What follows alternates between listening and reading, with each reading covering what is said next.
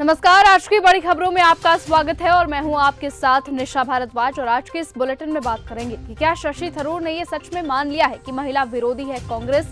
बताएंगे आपको बिहार यात्रा के लिए फुल एक्शन मोड में है निशांत कुमार। दिखाएंगे आपको पंजाब में क्या टूट सकते हैं आपके विधायक। और बुलेटिन के आखिरी में देखेंगे कि इंडोनेशिया में भीषण रेल हादसा। लेकिन दिन भर की तमाम खबरों से पहले एक नजर सुर्खियों पर।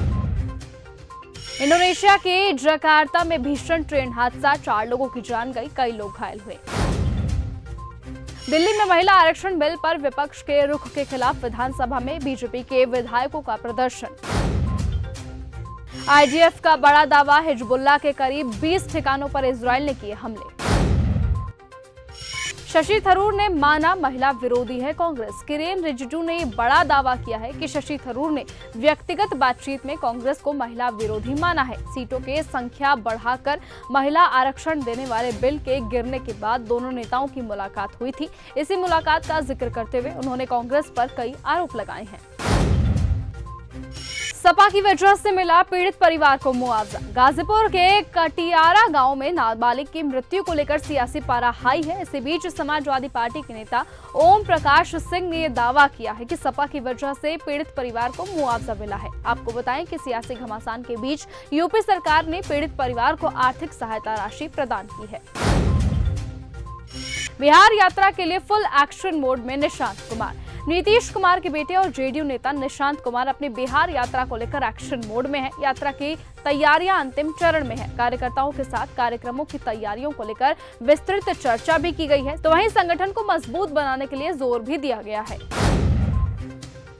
क्या पंजाब में टूट सकते हैं आपके विधायक? पंजाब में आम आदमी पार्टी संगठन बचाने और विधायकों को एकजुट रखने में जुटी हुई है। आम आदमी पार्टी के 7 राज्यसभा सांसद, जिनमें 6 पंजाब के हैं, वो बीजेपी में शामिल होने के बाद पंजाब आप राज्य में संगठन बचाने और सरकार के कामकाज को लोगों के बीच लाने का काम में लग गई है। किसे मिलेगी दिल्ली बीजेपी की कमान? पश्चिम बंगाल चुनाव खत्म होने के करीब है। ऐसे में दिल्ली बीजेपी ने नए अध्यक्ष को चुनने की हलचल तेज कर दी है। अध्यक्ष पद की रेस में 2 नाम सबसे आगे हैं। पार्टी के कुछ अंदरूनी सूत्रों के मुताबिक एनडीएमसी के उपाध्यक्ष कुलजीत चहल और केंद्रीय मंत्री हर्ष मल्होत्रा सबसे मजबूत दावेदारों में से हैं। लेकिन पार्टी का एक गुट ये चाहता है कि वर्तमान अध्यक्ष वीरेंद्र सचदेवा को ही दोबारा से मौका मिले। महबूबा मुफ्ती ने बताया घोर अन्याय। महबूबा मुफ्ती ने शोपियां में गैर कानूनी गतिविधियां रोकथाम अधिनियम यूएपीए के तहत एक गैर कानूनी संस्था घोषित किए जाने की कड़ी आलोचना की है। उन्होंने इस कदम को समाज के वंचित वर्गों के साथ घोर अन्याय बताया और सोशल मीडिया प्लेटफॉर्म एक्स पर पीपल्स डेमोक्रेटिक पार्टी की अध्यक्ष महबूबा मुफ्ती ने इस फैसले के लिए छात्रों और संस्थानों से जुड़े हाशिए पर पड़े समुदाय पर पड़ने वाले असर को लेकर चिंता व्यक्त की है। पीएम मोदी ने खेला फुटबॉल। प्रधानमंत्री नरेंद्र मोदी का मंगलवार को सिक्किम दौरे के दौरान एक अलग ही अंदाज देखने को मिला। यहां गंगटोक में उन्होंने बच्चों के साथ फुटबॉल खेलते हुए कुछ शानदार पल बिताए। इस खास मौके की तस्वीरें पीएम मोदी ने अपने सोशल मीडिया पर शेयर की हैं, जिनमें वो बच्चों के साथ खेलते और बातचीत करते हुए दिखाई दे रहे हैं। सिसोदिया ने भी किया जस्टिस स्वर्णकांता का बहिष्कार। अरविंद केजरीवाल के बाद अब मनीष सिसोदिया ने भी जस्टिस स्वर्णकांता को चिट्ठी लिखकर कहा कि उनकी ओर से भी कोई वकील पेश नहीं होगा। उन्होंने कहा कि आपके बच्चों का भविष्य तुषार मेहता के हाथों में है, लेकिन मुझे न्याय की उम्मीद नहीं है। मेरे पास सत्याग्रह के अलावा कोई रास्ता नहीं बचा है। दाऊद इब्राहिम के करीबी को लाया गया दिल्ली। दाऊद इब्राहिम के करीबी सलीम डोला भारत लाया गया है। सलीम को दिल्ली टेक्निकल एयरपोर्ट पर डिपोर्ट किया गया। खुफिया विभाग के एक ऑपरेशन के बाद इंटरनेशनल एजेंसियों के साथ मिलकर सलीम को भारत डिपोर्ट कराया गया। उसे आज सुबह एक विशेष विमान से दिल्ली एयरपोर्ट लाया गया है। हिजबुल्लाह शुरू करेगा सुसाइड ऑपरेशन। अमेरिकी राष्ट्रपति डोनाल्ड ट्रंप ने भले ही लेबनान में सीज फायर का ऐलान कर दिया है, लेकिन यह सीज फायर इतना कमजोर है कि दोनों तरफ से हमले लगातार जारी है। इजरायली पीएम नेतन्याहू ने कह दिया है कि उन्होंने हिजबुल्लाह को कमजोर कर दिया है। अब आपको बताएं कि हिजबुल्लाह फिर से टैक्टिक को अपनाने पर विचार कर रहा है, जिससे उसने साल 1980 में तबाही मचाई थी।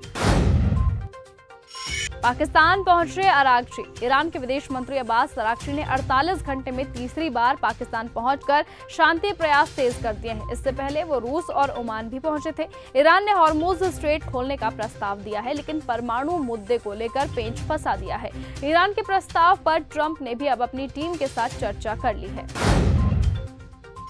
इंडोनेशिया में भीषण रेल हादसा। इंडोनेशिया की राजधानी जकार्ता के पास बेकासी तिमोर स्टेशन पर हुए ट्रेन हादसे में मरने वालों की संख्या 14 हो गई है। एक लंबी दूरी की ट्रेन ने खड़ी कम्यूटर ट्रेन को पीछे से आकर टक्कर मार दी, जिससे कई डब्बे क्षतिग्रस्त हो गए। हादसे में कई लोग घायल भी हुए हैं, जबकि राहत और बचाव कार्य जारी है। ईरान का नया शांति प्रस्ताव उम्मीद से बेहतर। अमेरिकी विदेश मंत्री मार्को रूबियो ने कहा कि ईरान का नया प्रस्ताव उम्मीद से काफी ज्यादा बेहतर है, लेकिन किसी भी समझौते की शर्त यही होगी कि ईरान परमाणु हथियार ना बना सके। प्रस्ताव में हॉर्मुज खोलने और बाद में परमाणु मुद्दे पर बातचीत का सुझाव है। अमेरिका फिलहाल इस प्रस्ताव की समीक्षा कर रहा है। ट्रंप ने ठुकराया शांति का प्रस्ताव। अमेरिका और ईरान के बीच जारी तनाव के बीच एक बार फिर से शांति की कोशिश को बड़ा झटका लगा है। रिपोर्ट्स के मुताबिक अमेरिकी राष्ट्रपति डोनाल्ड ट्रंप की उस नई शांति योजना को स्वीकार करने के पक्ष में सहमति नहीं जताई है, जिसे संघर्ष खत्म करने की दिशा में एक कूटनीतिक पहल माना जाता है। दक्षिणी लेबनान में गाजा की तरह हमले कर रहा इजराइल। दक्षिणी लेबनान में इजरायली सेना ने सैकड़ों घरों, दुकानों को जमींदोज कर दिया। इजराइल का कहना है कि वो सीमा पर आतंकी ठिकानों को खत्म कर अपनी स्थिति मजबूत कर रहा है। तो फिलहाल आज के इस बुलेटिन में सिर्फ इतना ही। देश और दुनिया की तमाम बाकी खबरों के साथ ऐसे ही जुड़े रहने के लिए आप बने रहिए और हमारे साथ देखते रहिए न्यूज़ गंगा। नमस्कार।